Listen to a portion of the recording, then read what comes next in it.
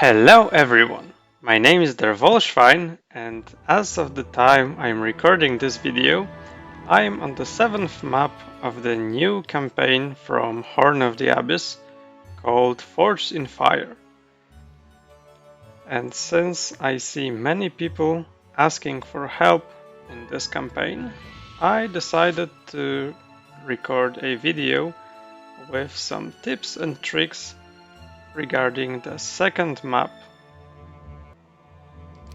So, I hope that the first map is not too difficult and it lasts only for 1 week, so it's easy to repeat it and try if you missed something.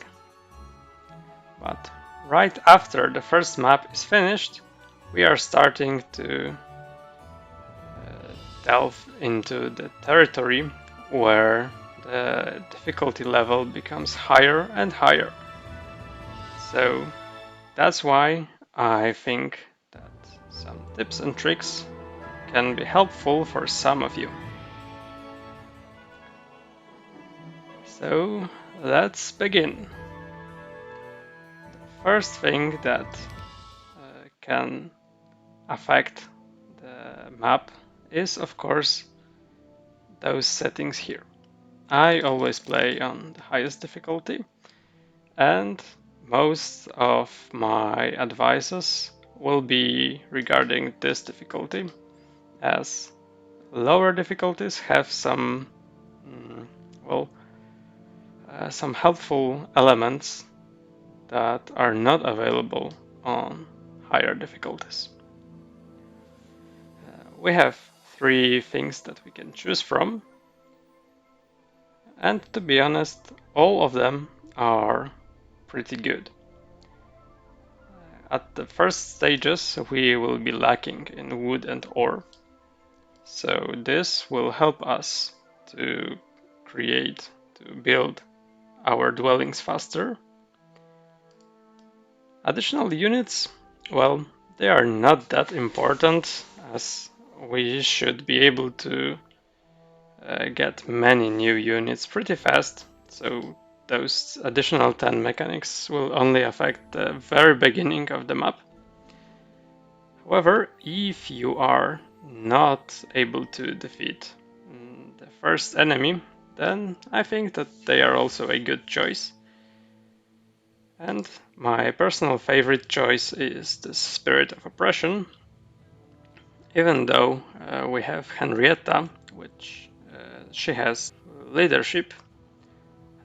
In this map we will be playing using 3 heroes, so it's sometimes better to just negate the morale altogether, especially since there are many Minotaurs on this map, and the only way to prevent them from having positive morale is to use Spirit of Oppression. So for me, it is better to have more control over the battlefield with no morale at all than to rely on luck on our side and lack of morale and luck on the enemy side. So we start with 3 heroes and we won't have more of them, but each of them has some starting units, and we can also buy some more mechanics in our starting town.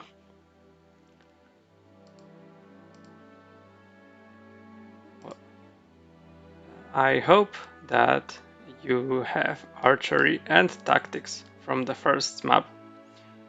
You could get archery from the starting bonus and tactics from one of the scholars.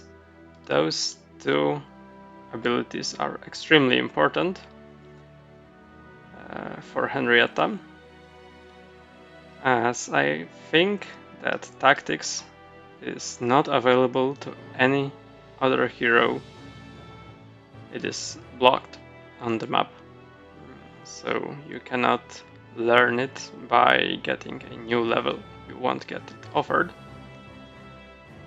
And to be honest, this town factory really needs tactics to shine, especially as I will be showing you some basic strategies which are good when you have low level units, like in this map for example, where we cannot get higher than level 4.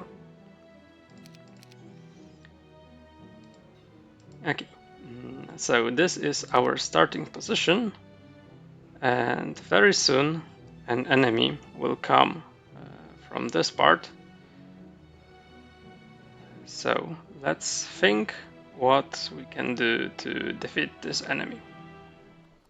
And as you can see, on the second turn I already have this orbit flagged. We will need many resources, wood and ore especially. So it's vital to get this orbit as soon as possible, and then get this warehouse of wood in the first week, as it gives us 10 wood each week. But right now it's second turn and we are facing this enemy, and for some reason he has a Russian name. I won't try to read it. Yeah, and he is pretty powerful for the first week. However, if we take all units from all 3 of our heroes and recruit some mechanics from this town, then we should be able to defeat him. Of course, even though we have leadership, we will use the spirit of oppression so that nothing bad and random will happen.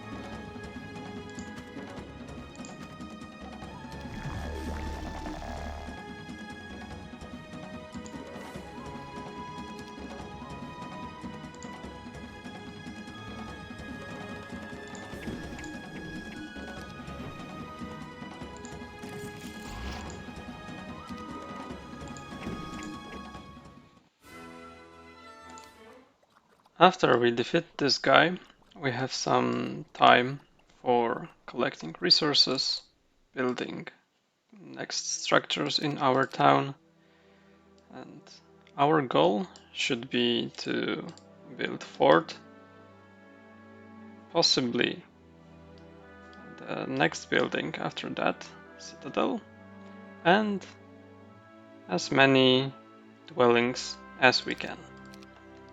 I don't have any specific instructions, hints, tips for this part. Just remember to get to this warehouse fast enough in the first week. This is how it looks like on the first day of the second week. In my situation, I managed to build the citadel and all dwellings apart from the ranch, as I don't really like those armadillos. They are weak, slow, and I very rarely use them. So what else do I have? It is good to flag this foundry as soon as possible, probably even during the first week, as each dwelling gives us one additional unit growth per week in our towns. So we would get 8 from the foundry and additional 1 in the town. And we should slowly go to the farthest parts of the map, leveling up, defeating enemies, collecting resources, especially those gems, as here is a path, shortcut, or let's say guarded by some minotaurs, and this path leads us to the first enemy, which is here. But firstly, let me show you that simple strategy I mentioned earlier. We don't have slow, we don't have resurrection, and actually Henrietta doesn't even have a spellbook yet. But we can use the special ability of engineers, which is to heal 20 hit points per engineer of our mechanic units, which are automatons in this example. And it works kind of like resurrection, so we can allow enemies to hit them as long as we have engineers that still can repair those units at the end of the battle. And the strategy is to divide our units like that. Just remember that for every 2 automatons we should have 3 engineers, even more if we have some artifacts that boost our hit points, and 1 stack of halflings.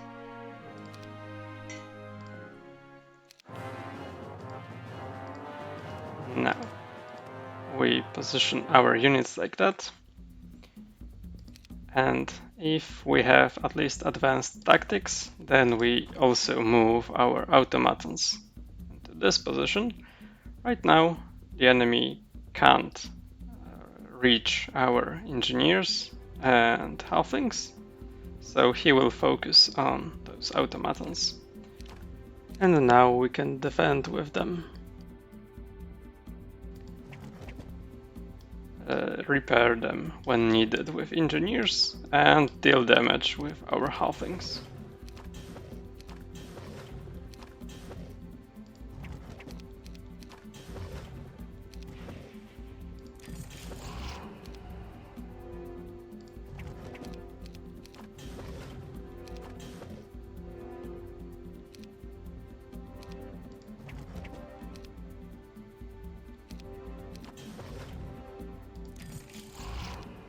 Okay, we have 1 engineer left with this ability, so we repair and we hit with halflings.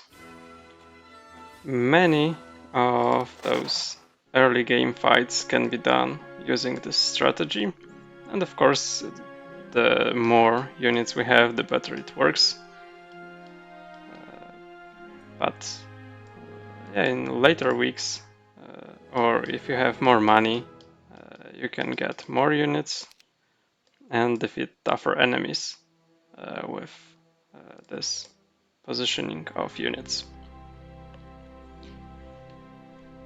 Now it's time to defeat this enemy here, capture his town. So what we can do is get one of our heroes right in front of this quest gate, collect Trailblazer and Stables,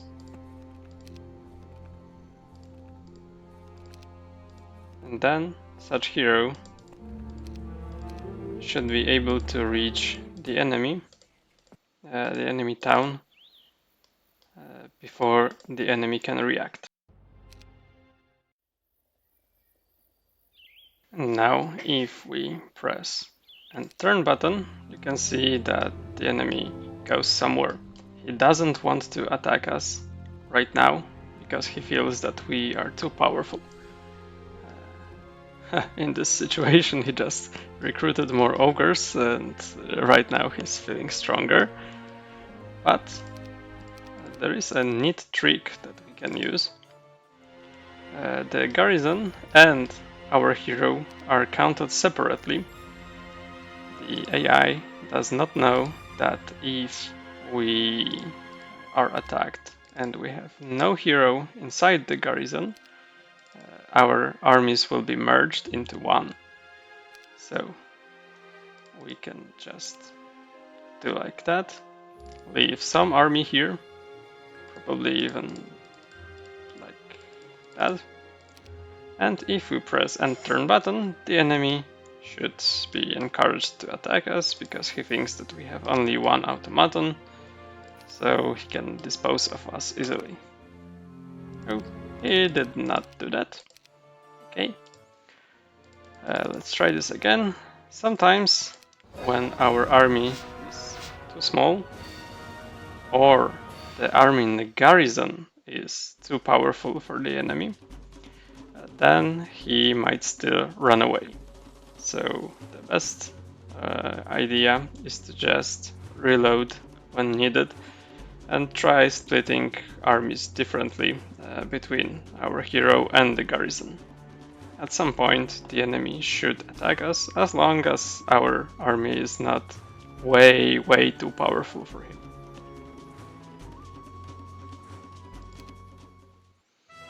Okay, the battle is not that hard.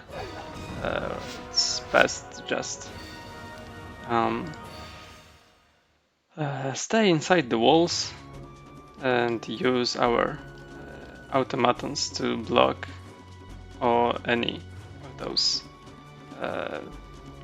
holes in our walls. You can even split those units so that engineers can regenerate, can repair those automatons when needed, and the enemy should just die from halflings, from those towers, and from the moat.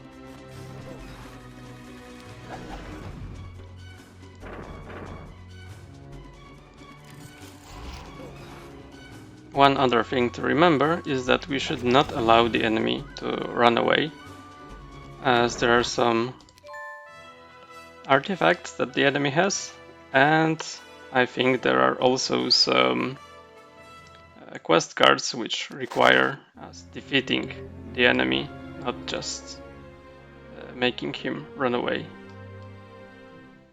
I've shown you the strategy, which involved splitting our units into 3 stacks, but this strategy can also be used to defeat enemy shooters. However, for this we need expert tactics or expert air magic and haste.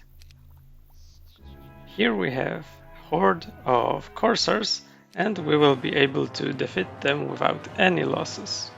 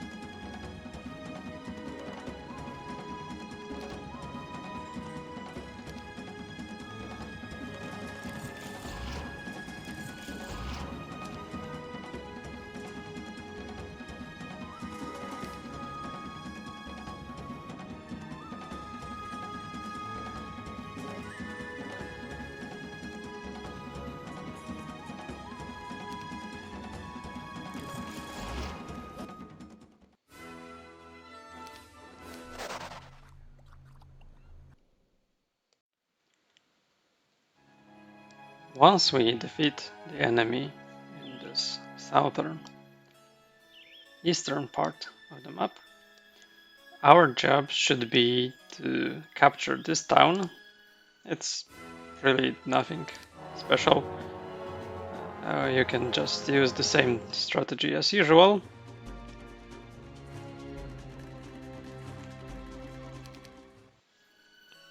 And here, in this town, we can build a castle.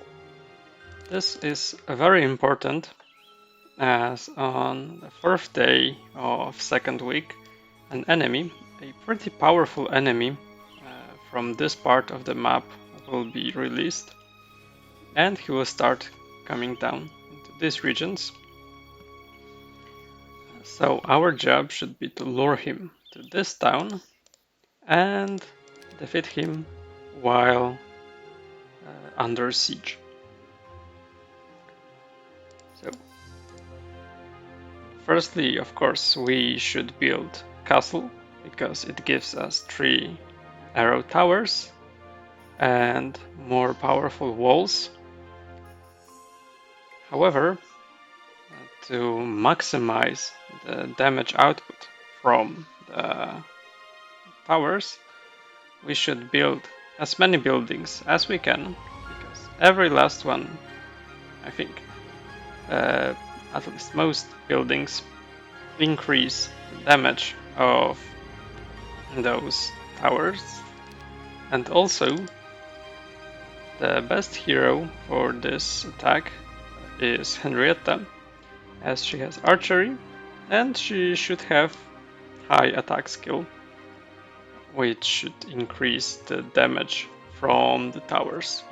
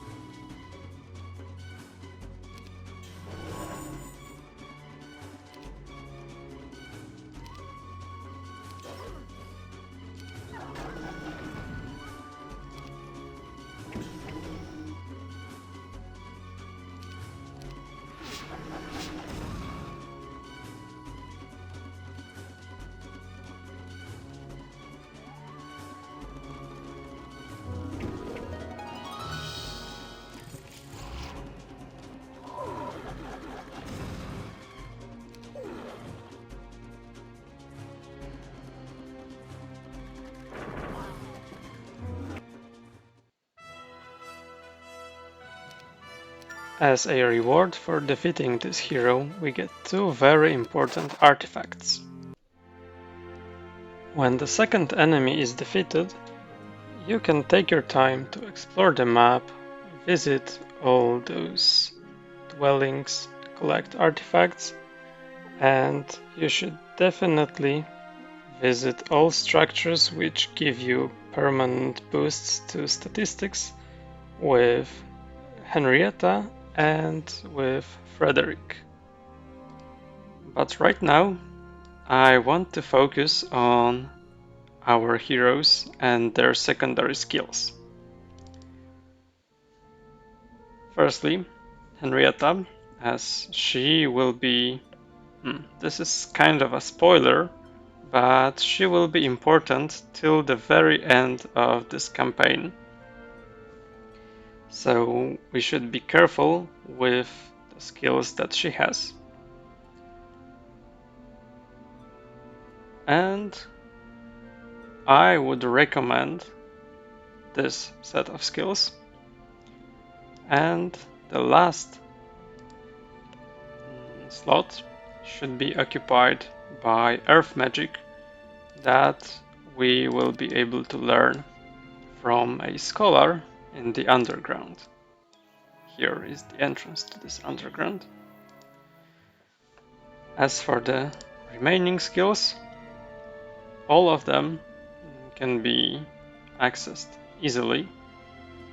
Archery through the starting bonus from the first map or through this witch hat. Logistics through this witch hat. Tactics through a scholar from the first map. Wisdom. All might heroes are offered wisdom every 6 levels, at least every 6 levels, so you should get this as it will be very important in the later parts of the map. Then water magic. Normally mercenaries cannot get water magic, however there is a witch hat in this region which teaches water magic. And finally, this last slot for earth magic. And as for Frederick, well, he also should get logistics. I would recommend or for types of magic, he can get earth and fire magic from this Seer's hat. And as for the last one, well, you can take anything you want. I personally took pathfinding, and well, it helped a bit in the third map, but the fourth map, where we also play Frederick, is, well, it doesn't require pathfinding to not delve into spoilers. So I would recommend probably some offensive skill like archery or offense.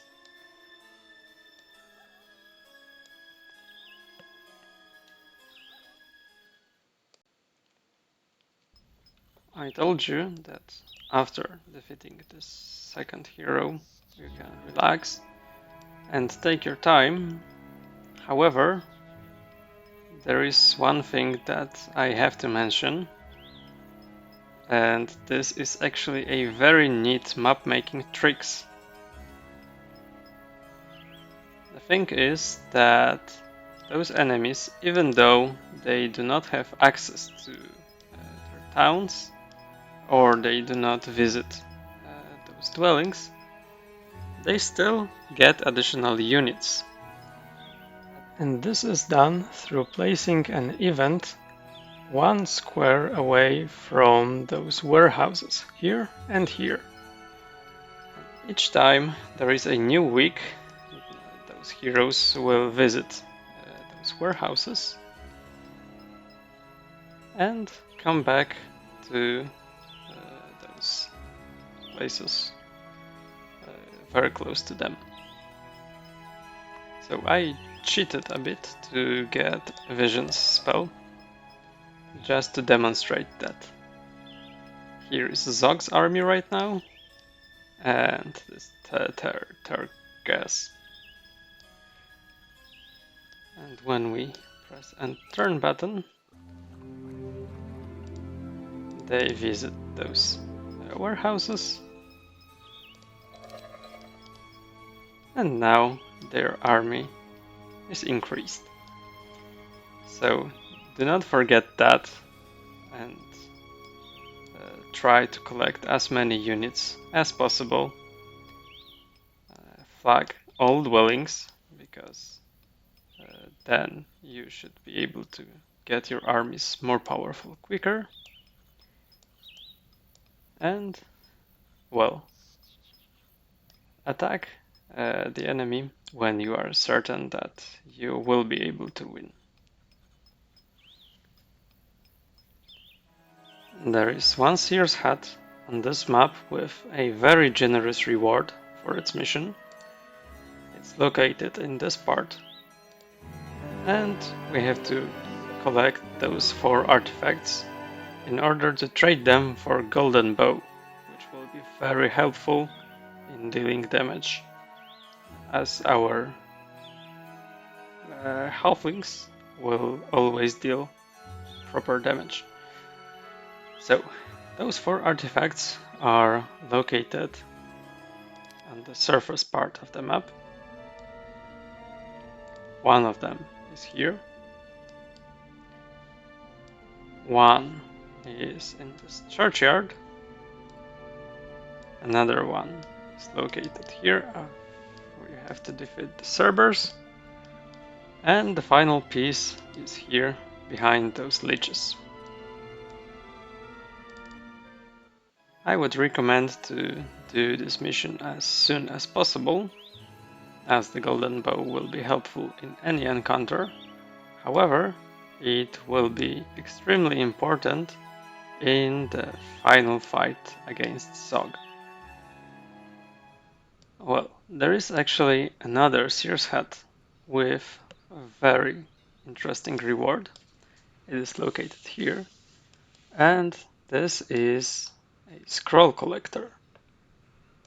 A very interesting idea to make exploring the map more rewarding, as each scroll we collect, each spell scroll, will be exchanged for the seer teaching us the specific spell. And I recommend that all those spells go to Frederick. I think only he should be able to learn them. And there are 4 spell slots, 4 spell scrolls on the map. 1 per level, for levels 1 to 4. And here we have Scroll of Bless. Here is Lightning Bolt. Then a very powerful Scroll of Forgetfulness is located here. And finally, in the underground, behind the Ancient Behemoth, we have Spell Scroll of Counter-Strike. Also, since we see the underground only now, here is the Scholar, which teaches us Earth Magic. And since only Henrietta can go through this quest gate, she's the only one who can learn it, and you should definitely take this Scholar with her. There is one more spell scroll. It's located here, behind those Halfling Grenadiers that join us. But this is a special spell scroll with teleport spell, and it is used for the final fight. So it cannot be converted into the actual spell in the Seer's Hat. There is no mission for that. But with this spell scroll, we should be able to defeat Zog pretty easily. which I will demonstrate in a second.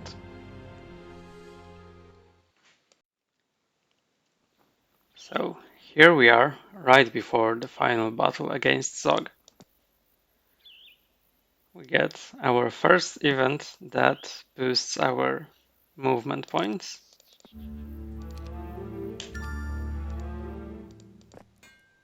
And now we have to attack. But firstly, we need to remember to collect some things. Firstly, this pendant of negativity. It is very important as the enemy has lightning bolt and over 20 spell power. We also need a spell scroll of teleport and as many things that boost our strength and lower enemy strength. So those artifacts for archery, golden bow, and shaman's puppet in this example. The only unit we will actually need are those halfling grenadiers. However, we need to have something that is faster than the enemy, so that we make the first move, because the enemy has this artifact that gives him 4 spells at the start of the battle, and haste is one of them. So if we do not have a unit that is faster than him, then he will just attack us with all he has in the first turn and we will die. So this place is designed specifically for this battle, as the square where the enemy is located right now has a very specific battlefield. Let's attack the enemy and I will show you. It has this hex which is blocked from all sides, which means that what we have to do is teleport our halflings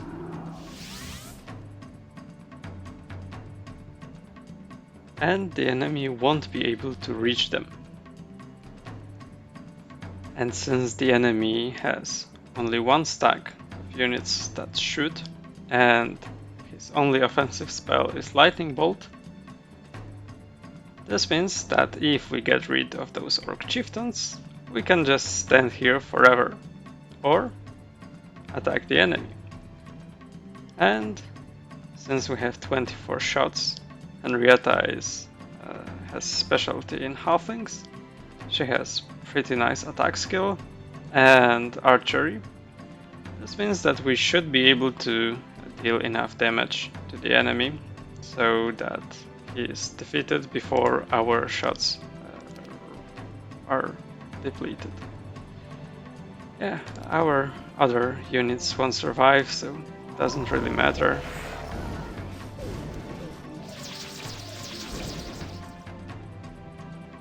And here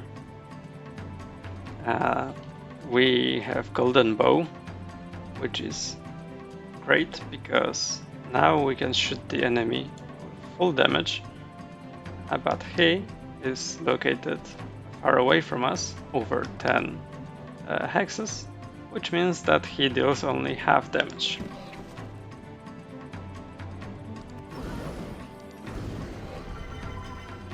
And now, well, we can even push out the combat button and just watch. Yeah, so even though the enemy has very high numbers and he has this powerful artifact, it doesn't matter as long as we have teleport spell. And that's how we can win this final battle.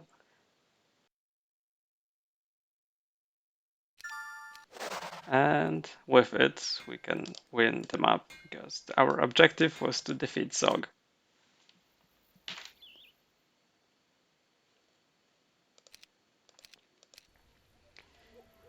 So this is it for this video. I hope you liked it. I hope it helps you a bit. Thank you and goodbye.